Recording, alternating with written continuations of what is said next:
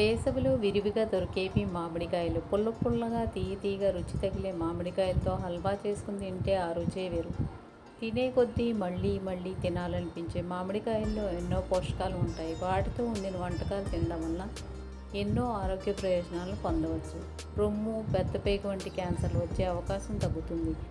మహిళలు మామిడి పండ్లు, కాయలు తినడం వల్ల పాదాల పగుళ్ళు తగ్గుతాయి. నిద్రలేమితో బాధపడే వారికి మామిడి పండ్లు తింటే రాత్రిపూట చక్కగా నిద్రపడుతుంది. స్టవ్పై కడాయి పెట్టి బాదం పప్పులు నేతిలో వేయించి పక్కన పెట్టుకోవాలి. అదే పాన్లో మామిడి తురుము నెయ్యిలో వేయించి ప్లేట్లో పెట్టుకోవాలి. తర్వాత పంచదార, కొబ్బరి మిశ్రమాన్ని సన్నని మంట మీద దగ్గర పడే వరకు చిన్న మంటపై ఉడికించాలి.